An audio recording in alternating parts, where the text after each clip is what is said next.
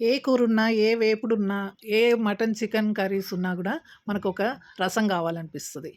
ఆ రసం ప్లేస్‌లో ఈ పచ్చి పులుసు చేసుకొని చూడండి. చాలా బావుంటది. అదిరిపోతది. హాయ్ అండి. Welcome to Satyamma recipes and vlogs.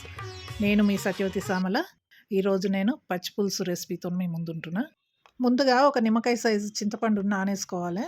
నేను ఒక గ్లాసెడు పచ్చి పులుసే చేస్తున్నా. కాబట్టి నిమ్మకాయ సైజు తీసుకున్నా. ఎక్కువ కావాలనుకుంటే ఎక్కువ తీసుకోవచ్చు చింతపండు. ఇప్పుడు చింతపండుని మంచిగా కడుక్కొని కొన్ని నీళ్ళు పోసి నానబెట్టుకోవాలి. కొద్దిసేపు అయినాక అది మంచిగా నానుద్ది కదా!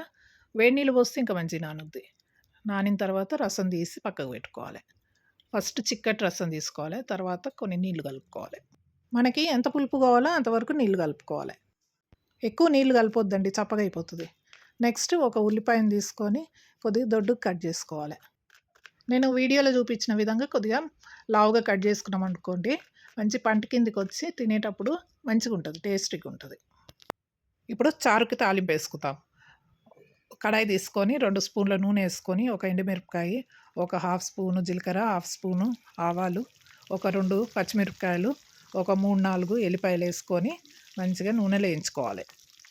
పచ్చిమిరపకాయలు వేయకుండా మొత్తం ఎండుమిరపకాయలు కూడా వేసుకోవచ్చు.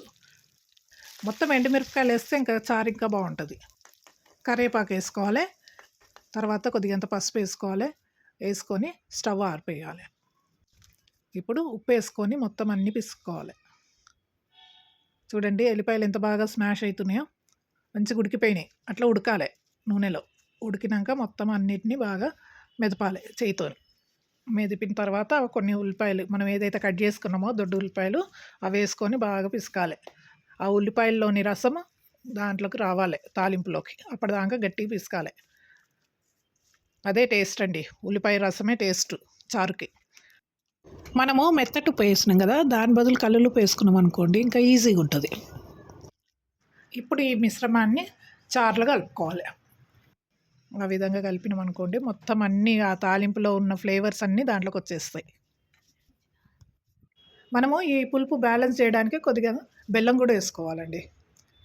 తీపి వద్దనుకున్న వాళ్ళు ఇట్లనే తినేయచ్చు. కానీ కొద్దిగా బ్యాలెన్స్ చేసుకోవాలంటే ఒక హాఫ్ స్పూనెడు బెల్లం వేసుకుంటే బాగుంటుంది. మన తెలంగాణ పచ్చిపులుసు రెడీ అయిపోయిందండి. మనకి ఎప్పుడైనా పచ్చిపులుసులో ఉల్లిపాయ ఇంకా కరివేపాకు ఎక్కువ ఉంటే చాలా రుచిగా ఉంటుంది. అంతేనండి, మన పచ్చిపులుసు రెడీ అయిపోయింది. మీ అందరికీ నచ్చితే లైక్ చేయండి, షేర్ చేయండి, సబ్స్క్రైబ్ చేయండి. మరొక కొత్త వీడియోతో మీ ముందు ఉంటారండి. Thank you. Kindly like, share and subscribe and tap the bell icon to stay updated.